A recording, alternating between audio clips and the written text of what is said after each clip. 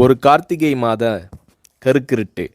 செங்கல்பட்டிலிருந்து படப்பிடிப்பை முடித்துக்கொண்டு எம்ஜிஆர் அவர்கள் நடுநிசி 12 மணி வாக்கில் காரில் வந்து கொண்டிருக்கிறார். கண்விழித்தவாறே தனது காரில் எம்ஜிஆர் அவர்கள் வந்து கொண்டிருந்த பொழுது வழியில் போலீஸ் உடையில் நின்ற ஒருவரை பார்க்கிறார். எம்ஜிஆர் அவர்களின் கார் அவரை கடந்து செல்கின்ற போது எம்ஜிஆர் அவர்களின் நெஞ்சில் பொறி தட்டுகிறது. ஆள் நடமாட்டமே இல்லாத இந்த அர்த்த ராத்திரியில் அந்த போலீஸ்காரர் பஸ்ஸுக்காக காத்து நிற்கிறார் என்பதை எம்ஜிஆர் அவர்கள் புரிந்து கொள்கிறார். உடனே தனது டிரைவரிடம் காரை நிறுத்த சொல்கிறார் எம்ஜிஆர். கார் பின்னோக்கி வருகிறது.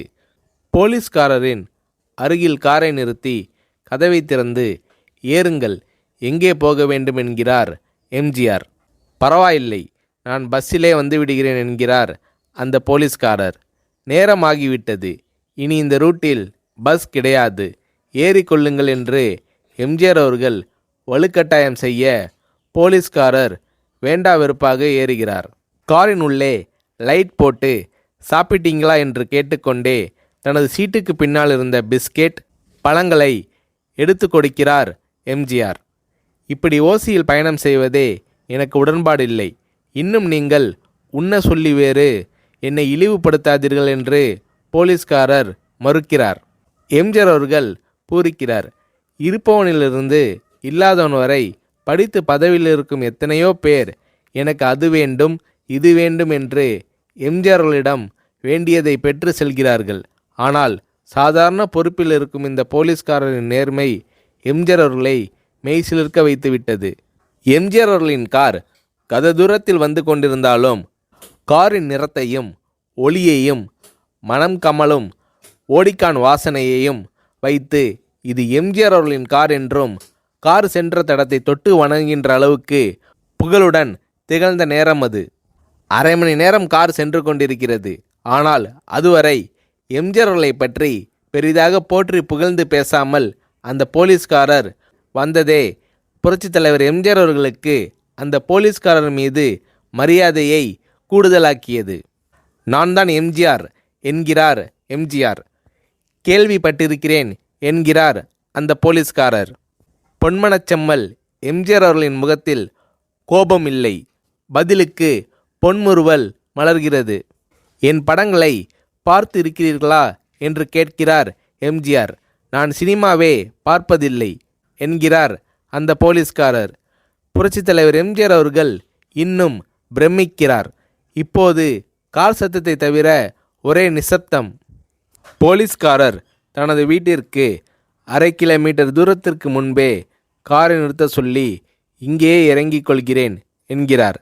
ஏன், நீங்கள் குறிப்பிட்ட அந்த விலாசம் இன்னும் 1/2 கிலோமீட்டர் தூரம் இருக்கிறதே என்கிறார் எம்ஜிஆர். சாதாரண போலீஸ் உத்தியோகத்தில் இருக்கும் நான் காரில் வந்து இறங்கினால் என் வீட்டிற்கு அருகில் உள்ளவர்கள் என்னை தவறாக நினைத்து கொள்வார்கள். இதுவரை இப்படி நான் யார் காரிலும் ஓசியில் வந்து பழக்கமில்லை. நீங்கள் இவ்வளவு தூரம் செய்த உதவிக்கு நன்றி என்கிறார் அந்த போலீஸ்காரர். புரட்சித் தலைவர் எம்ஜிஆர் அவர்கள் அதற்கு மேல் எதுவும் பேசவில்லை.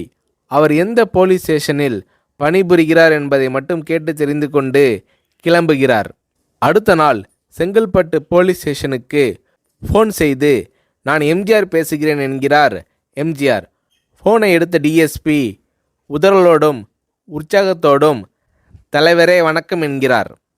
இரவு சந்தித்த போலீஸ்காரரை பற்றி விசாரிக்கிறார் எம்ஜிஆர். அந்த டிஎஸ்பி சொல்கிறார், நீங்கள் குறிப்பிடும் அவர் இன்று விடுப்பில் இருக்கிறார். அவர் கையூட்டு வாங்காதவர், கடமை தவறாதவர், காவல்துறையின் நேர்மைக்கு இவரே இலக்கணம். வெற்றிலை பாக்கு, பீடி, சிகரெட் போன்ற போதை வஸ்துக்கள், நாடகம், சினிமா போன்ற பொழுதுபோக்கு அம்சங்களையெல்லாம் இவர் அறியாதவர்.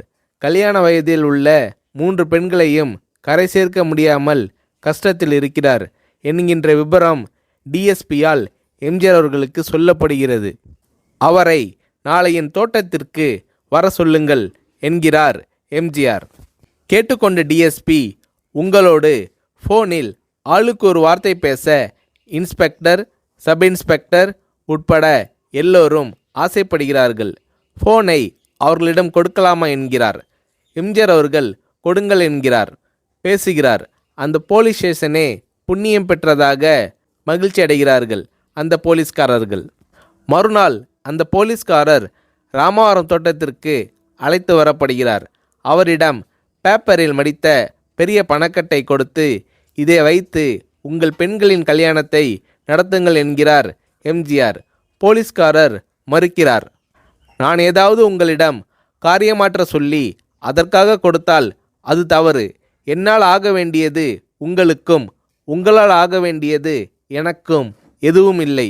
நான் உங்கள் கூட பிறந்த ஒரு சகோதரனாக நினைத்து கொடுக்கிறேன், பெற்றுக்கொள்ளுங்கள் என்று சொன்ன பிறகு கேட்டும் கூட கிள்ளி கொடுக்காத கனவான்கள் வாழும் இந்த உலகில் ரோட்டில் நின்றவனை அழைத்து சென்று அள்ளி கொடுத்த எம்ஜிஆர் அவர்களின் கருணையில் நெகிழ்ந்து போய் பெற்றுக்கொள்கிறார் அந்த போலீஸ்காரர்.